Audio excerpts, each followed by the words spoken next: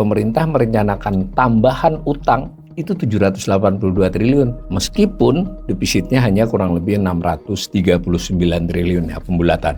Sebetulnya pemerintah menarik utang baru tuh 1.302 triliun pada tahun 2024. Karena melunasinya 717, maka tambahan sisa utangnya kan selisih dari keduanya. Kalau stabil artinya tidak melemah signifikan. Kalau melemah bisa jadi 11.000, kalau misalnya rupiahnya jadi 18.000 misalnya. Ya, dan apakah itu aman atau tidak? Ya itu diskusi yang lain. Karena kalau berdasarkan gambar saya ini, 97 akhir itu 37 ke 92. Sudah krisis. Ya sebenarnya pemerintah ini memang benar-benar kesulitan fiskal. Terpaksa terus berutang, mengambil utang dengan bunga yang tinggi, dan keberlanjutan ke depannya mengkhawatirkan. Belum krisis tapi mengkhawatirkan karena bayar bunga dan bayar pokok utang saja dengan utang baru.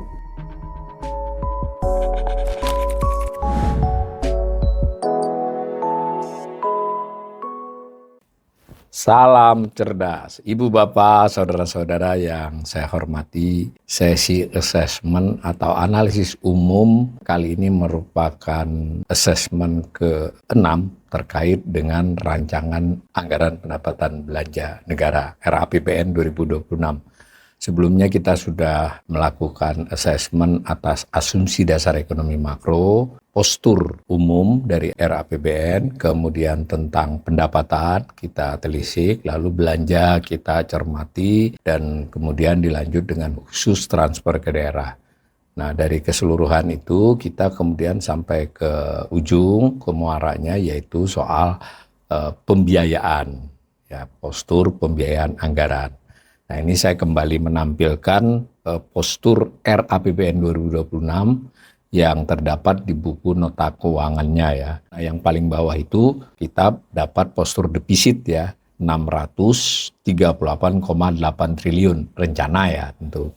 Nah itu dinyatakan juga dalam besaran atas PDB, tapi karena PDB-nya itu merupakan hal yang masih kita lihat nanti di tahun 2026, naskah nota keuangan APBN pemerintah dalam hal ini dan nanti dibicarakan ke DPR itu melakukan estimasi.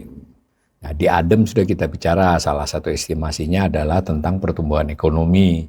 Di sana juga diestimasi tentang inflasi. Nah, dari ramuan kedua itu tentu dengan sedikit perbedaan ya, namanya PDB deflator untuk inflasi, itu diperolehlah perakiraan PDB tahun 2026, yaitu 25.758 triliun. Itu tidak dinyatakan secara eksplisit, tapi ada implisit di tabel postur. Maka dapatlah angka rasio atas PDB 2,48%. Nah, defisit yang sebesar 638,8 triliun itu dicarikan cara mengatasinya. Itu disebut pembiayaan. Ya. Pendapatan lebih sedikit dari belanja menimbulkan defisit, kemudian menimbulkan postur untuk mengatasinya, menutupinya. Ya kalau orang sehari-hari ya untuk mengatasinya dengan apa? Bisa dengan utang, bisa dengan mungkin menjual aset. Nah, APBN prinsipnya sama dengan itu. Nah, tetapi ternyata di dalam pembiayaan nanti ada item-item lain selain mengatasi dalam bentuk apanya. Nah, kita lihat lagi lebih jauh soal defisit. Yang defisit 638,80 itu adalah rencana untuk 2026. 2025 yang sedang berjalan ini diperkirakan ini oleh pemerintah sendiri bukan oleh saya ya, itu 662 triliun dan secara rasio atas PDB diperkirakan 2,78%. Nah, saya buat gambar dengan mengolah data dari tahun 2000 sampai sekarang. Yang grafik hijau, batang hijau menunjukkan nilai defisit tiap tahun yang bersangkutan. Nah, itu ada skalanya triliun. Sedangkan yang orange garis yang menunjukkan rasionya atas PDB pada tahun yang bersangkutan. Untuk data 2000 sampai 2024 adalah data realisasi. Ya, sudah dilaporkan dalam laporan keuangan pemerintah pusat. 2025 itu adalah perakiraan pemerintah hingga pertengahan tahun tadi.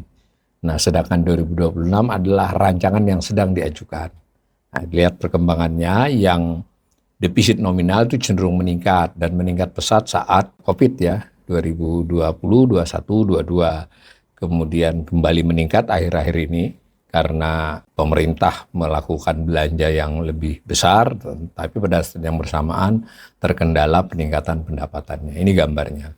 Nah, lalu di dalam buku nota keuangan di 2026 itu juga diberikan tabel, ya, salah satu tabel di lampirannya itu menggambarkan yang disebut dengan pembiayaan anggaran. Ternyata selain untuk menutupi defisit, pembiayaan anggaran itu juga punya item-item lain. Ada pembiayaan investasi, ada pemberian pinjaman, ada kewajiban penjaminan, lalu ada pembiayaan lainnya. Nah, yang APBN 2026, RAPBN, yaitu saya kasih gambar dengan garis merah itu. Nah, apa maksud dari tabel ini? Ternyata karena sebagian pembiayaan itu bersifat pengeluaran dan itu cukup besar, defisit tadi selain akan ditutupi dengan utang baru, ada lagi pengeluaran juga kan, bukan belanja tapi pengeluaran, mengakibatkan kebutuhan berutangnya lebih besar daripada defisit.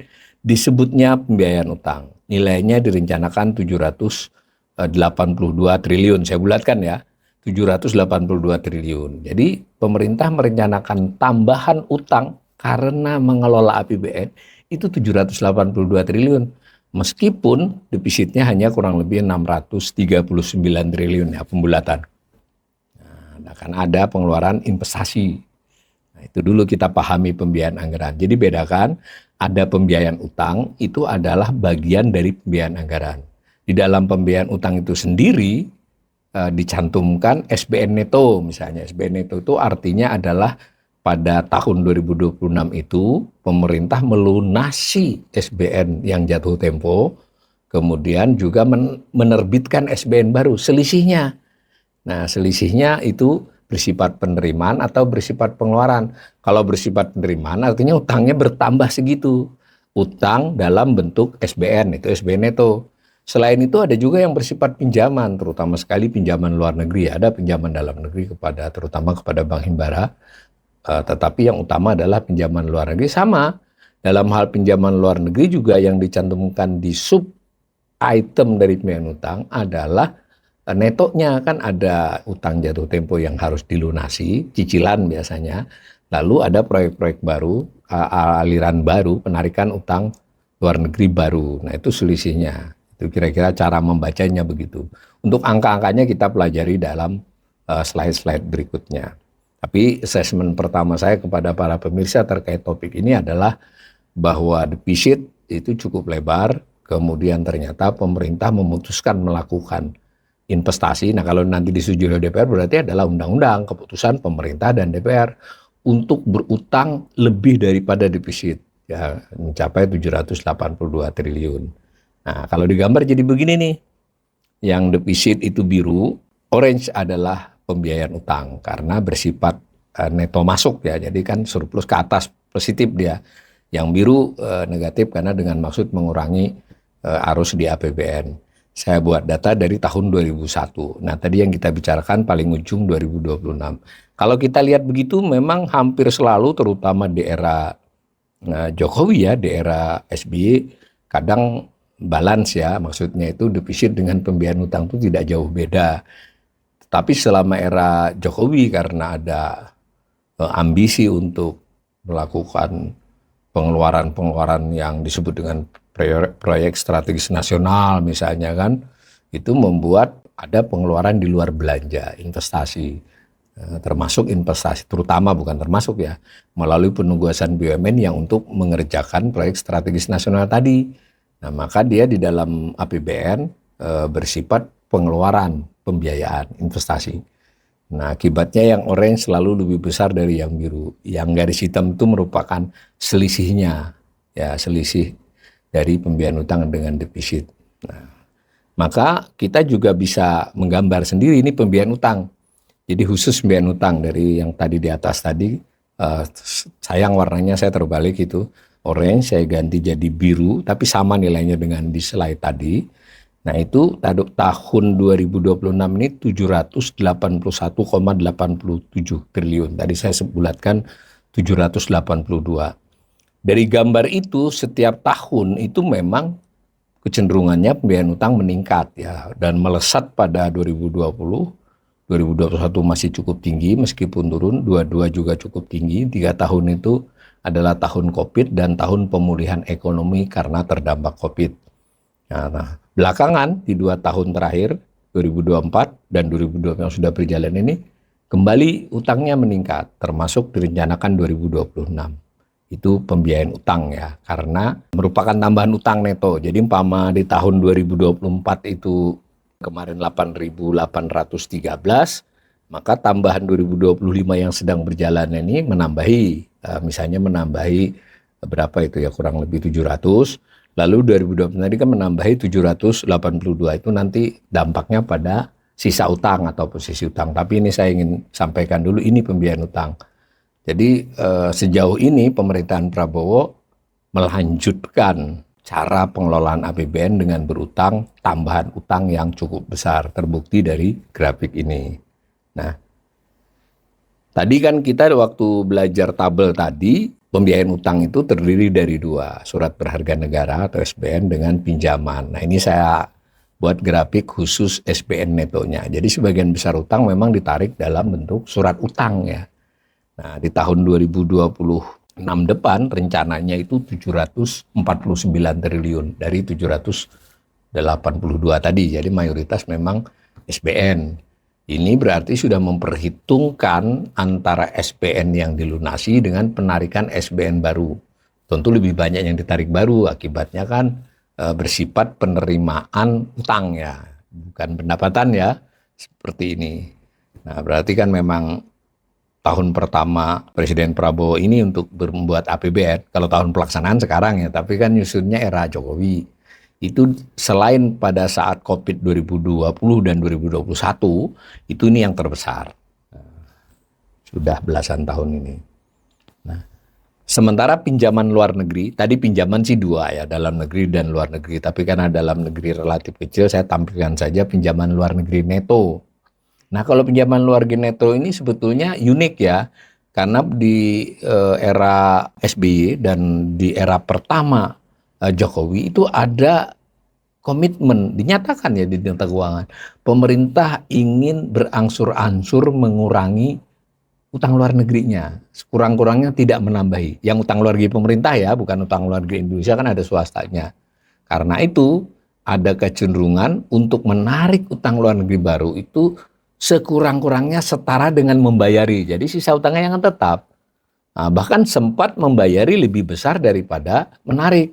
Nah, karena itu ada beberapa angka minus itu. Minus artinya posisi pinjaman luar negeri neto itu lebih banyak membayari dibandingkan menarik baru.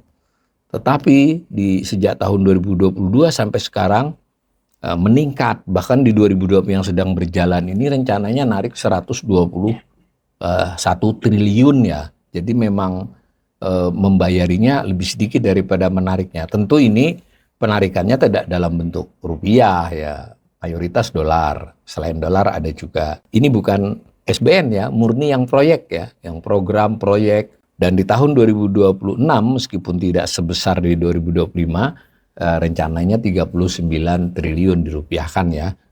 Meskipun ini salah satunya disebabkan karena beban pembayarannya cukup besar dibandingkan tahun-tahun sebelumnya, banyak utang luar negeri yang jatuh tempo, sehingga ketika menarik utang pun ini netonya dikurangi dengan membayarnya. Tapi bagaimanapun arah kebijakan fiskal utang luar negeri sudah berubah selama 5 tahun terakhir. Dari upaya mengurangi posisi atau sisa utang luar negeri pemerintah menjadi tetap menambahinya.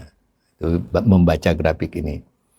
Dalam hal pembiayaan itu, pemerintah tidak hanya menerima pembiayaan itu tadi, menerima utang, itu kan penerimaan pembiayaan namanya. Kalau membayari yang telah lalu tapi dibayari sekarang, itu namanya pengeluaran pembiayaan. Pemerintah dan dalam RAPBN, nanti kalau disetujui oleh DPR menjadi APBN, dan umumnya di tabel-tabel pembiayaan ini tidak banyak berubah ya, yang berubah di belanja dan pendapatan sedikit berubah. Dan terutama sekali banyak berubah di alokasi belanja ya, karena nanti beberapa pembicaraan membuat alokasinya lebih definitif untuk masing-masing KL atau masing-masing keperluan. Nah, kembali ke topik ini, pemerintah berencana di tahun 2026 ini melakukan pengeluaran investasi. Ya, pengeluaran investasi itu bisa kepada BUMN, bisa kepada badan lainnya, badan usaha lainnya, apapun. Yang penting dia keluar dari APBN, tetapi menimbulkan hak pemerintah untuk memperoleh kembali di masa mendatang, baik itu pokoknya maupun hasilnya kalau dia menguntungkan. Itu 203 triliun. Ini mesti ditelisik lebih jauh ya, karena kan kalau dahulu yang membuat ini besar kepada BUMN. Nah, kalau ini ternyata nanti kepada BUMN kan menyalahi komitmen lagi, karena komitmen pemerintah yang melakukan PMN itu sekarang Danantara, ya bukan penyerta negara. Yang menambahi modal ke BUMN itu Danantara. Mengapa? Karena labanya BUMN juga ke Danantara, bukan ke pemerintah lagi. Saya belum sempat ya menelisik lebih jauh karena infonya masih tidak terlalu jelas di buku RAPBN. Nanti APBN mungkin lebih jelas. Yang 203 triliun ini investasi apa saja? Mestinya itu bukan kepada BUMN. Kan karena kalau kepada BUMN ya lo gimana, kan harusnya Danantara. Tapi saya juga ragu ya kalau 203 selama ini kalau investasi kepada badan lainnya, badan usaha lainnya itu tidak besar. Ini misal di tahun 2024 ini sampai berapa itu? 599 triliun, banyak lah ini. Kemarin 139. Intinya pembiayaan investasi itu seperti itu. Nah, lalu kita kan sudah lihat di dalam pembiayaan itu sebetulnya disajikan neto. Utang neto dulu, lalu SBN neto dan pinjaman neto. Tapi kita tidak memperoleh informasi pembayaran pokok utangnya. Nah, itu hanya bisa kita peroleh nanti kalau sudah direalisasi setahun dan sudah dilaporkan. Mengapa demikian? Karena hingga saat ini, terutama di sejak periode Jokowi, itu pemerintah diberi keleluasan oleh DPR secara undang-undang sebetulnya harus diputuskan oleh DPR dan pemerintah di undang-undang APBN. Utangnya boleh ditarik sekian, yang dibayari sekian gitu loh. Dibayari kan sesuai dengan jadwalnya. Tetapi pemerintah ternyata memiliki diskresi oleh DPR meskipun biasanya dalam prakteknya nanti mengkomunikasikan, tapi lebih bersifat pemberitahuan, persetujuan dengan cara pemberitahuan di sebuah rapat, entah rapat komisi, ya terutama rapat komisi kalau perjalanan itu pemerintah bisa melunasi lebih cepat dari waktunya. Ini misal suatu jenis surat utang negara SBN yang seri tertentu nilainya sebutlah 5 triliun, jatuh temponya itu 2027. Nah, pemerintah bisa melunasinya 2026. Begitu juga ada persoalan revolving atau restrukturisasi, terutama kalau itu kepada Bank Indonesia atau kepada Bank Himbara. Jadi bisa ditukar gitu loh. Belum lunas tapi ditukar dengan utang baru yang lebih panjang sehingga pembayaran pokok utangnya lebih fleksibel meskipun ada batasnya. Ada batasnya, tetapi tetap luas. Batas itu mungkin menyangkut 3% dari total, ya berarti triliunan ya. Jadi bisa 30-40 triliun, 3 dari 9.000 kan berarti 27 triliun. Nah, kalau sudah berlangsung ada laporannya. Nah, yang berarti data ini kalau sampai tahun 2024 itu data realisasi. Jadi ternyata selama 2024 itu pemerintah membayari pokok utang itu bisa pinjaman, bisa SBN yang dilunasi, itu 717 triliun. 717 ya. Nah, karena pada tahun 2024 tuh ada defisit, ada pengeluaran pembiayaan, pemerintah kan butuh pembiayaan utang yang besar, tadi bisa dikaitkan ya. Sebetulnya pemerintah menarik utang baru tuh 1.302 triliun pada tahun 2024. Tapi karena melunasinya 717, maka tambahan sisa utangnya kan selisih dari keduanya. 2025 yang sedang berjalan ini belum ada info berapa yang pokok dibayari, tapi dari berbagai paparan, dokumen, ekonom seperti saya pengamat fiskal tentu bisa menghitung-hitung ya, oh kelihatannya pemerintah kurang lebih di kisaran 800 triliun bayar pokoknya. Nah, dilihat juga dari defisit dan pembiayaan utang pemerintah, maka selama tahun 2025 yang berjalan ini, pemerintah akan menarik utangan baru 1.515. Nah, 2026 dengan cara yang sama juga begitu saya analisis, karena itu 2025 adalah perakiraan Bread Institute, lembaga saya ya. Jadi mudah-mudahan pemirsa bisa nangkap ini, bahwa sebetulnya setiap tahun sekarang ini pemerintah di 2020 dan 2006 nanti sudah berutang, menambah utang baru di kisaran 1.500-an triliun ya. Tetapi utangnya tidak bertambah sejumlah itu karena ada yang dilunasi. Ini maksudnya grafik ini. Gitu ya.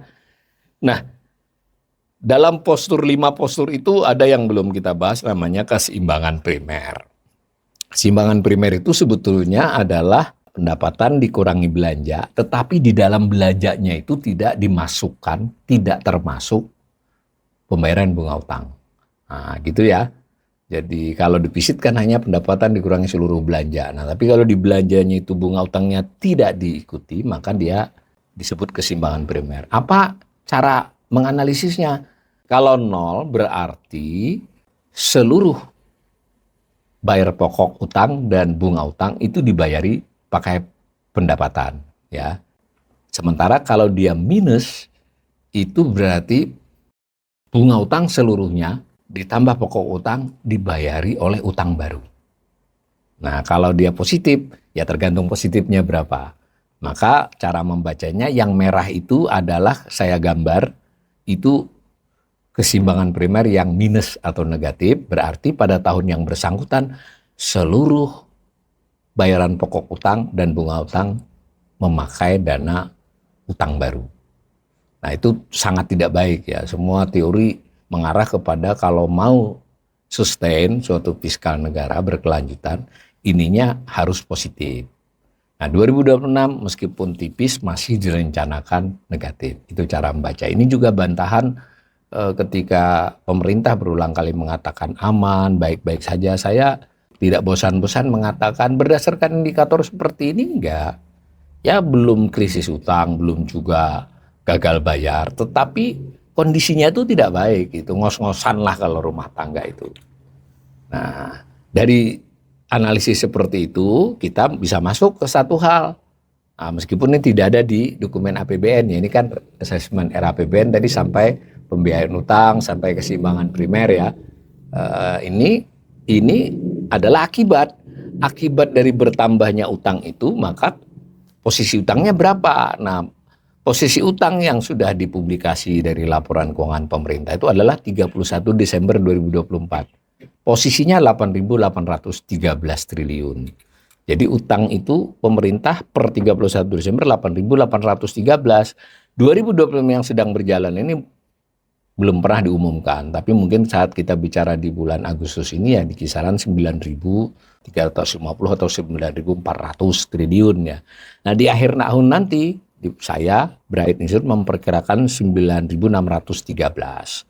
Sedangkan di 2026 diperkirakan 10.395 triliun. Bagaimana memperkirakan itu? Ya tadi dari angka APBN ditambahkan kan ada tambahan selisih pembiayaan utang.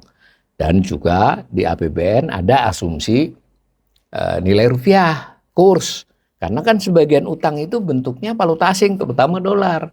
Nah, utang yang lama ketika kurs melemah dinyatakan dalam rupiah kan bertambah. Dan tambahan itu bisa signifikan ya. Setahun ke akhir tahun dengan akhir tahun itu bisa saja 30 triliun selisih akibat kurs. Tapi kalau menguat justru bisa mengurangi ya. Tapi ini anggap aja kita anggap kurs stabil gitu. Maka kira-kira utang di akhir 2025 nanti 10.395 triliun dengan asumsi kurs stabil. Nah, kalau stabil artinya tidak melemah signifikan di akhir tahun ke akhir tahun ya. Kalau melemah bisa jadi 11.000, kalau misalnya rupiahnya jadi 18.000 misalnya. Nah, ini asumsinya begitu. Nah, terus ada gambar saya tambahan utang itu maksudnya periode pemerintahan itu. Jadi tambahan di era SBY itu 1.309 triliun, di era Jokowi tambahan utangnya lo ya 6.204. Nah, di era Pak Prabowo ini belum bisa dihitung kan, tapi dari rencana 2 tahun pertama saja tambahannya sudah sekitar 1.500 ya. Jadi kalau diterusin cara ini pasti lebih besar daripada era SBY maupun Jokowi untuk sama-sama satu periode ya. Nah, begitu juga kita bisa nambahkan, ini hanya sekedar refresh ya, dari kanal ini sudah berulang kali soal utang, maka rasio utang atas PDB pun perlahan tapi pasti menaik. Nah, di tahun 2024 kemarin 39,81%. Nah, 2025-2026 kalau tadi angka-angka di atas tadi yang nggak beranjak dari kisaran 39-40% itu. Nah, gitu ya. Dan apakah itu aman atau tidak? Ya itu diskusi yang lain. Karena kalau berdasarkan gambar saya ini, 97 akhir itu 37 ke 92 sudah krisis. 98 ketika krisis akut baru 61,74%. Jadi nggak ada sebetulnya urusannya dengan 60%. Urusan dengan 60% itu bukan aman, urusan tidak melanggar undang-undang saja. Nah, lalu kita juga melihat rasio utang pemerintah dengan pendapatan negara ini juga sebenarnya sudah kurang aman karena melampaui rasio yang direkomendasikan oleh IMF, yaitu maksimal 150%. Kita sudah 300%. Nah, begitu ya. Lalu yang paling berat yang kita lihat di APBN itu pembayaran pokok utang ada di bagian pembiayaan meskipun implisit. Lalu ada pembayaran bunga utang di belanja itu bisa dijumlahkan. Yang tadi 800 ini perakiraan, sedangkan yang 488, 552 yang untuk 2025 berjalan. Sini saya belum sempat gambar untuk 2026 yang akan datang 600 ya 599, berapa triliun. Yang cicilannya, yang pelunasannya ya hanya perakiraan. Berarti kan kita bayar utang dengan bunga utang dengan pokok utang 2024 yang lalu 1.288 triliun, hampir 1.300 triliun. 2025 yang berjalan ini 1.350 triliun. Bayar bunga dan bayar pokok utang. Nah, masalahnya yang bayar pokok utang kan tidak ditaruh di belanja. Tapi ditaruh di pembiayaan. Nah, analisis biasanya adalah mengkaitkan itu tadi, itu namanya beban utang, debt services ya. Debt services itu adalah pokok utang plus bunga. Nah, dikaitkan dengan pendapatan, rasionya sudah mencapai sekitar 18-19%. Ini gambarnya. Nah, itu melampaui rekomendasi IMF yang kalau mau aman ya harus di bawah 10%. Nah, itu maaf, itu khusus bunga, saya salah tadi, yang khusus bunga yang 552 tahun ini, 599 tahun depan, tahun kemarin yang sudah terjadi 488 dibandingkan pendapatan itu rasionya ini.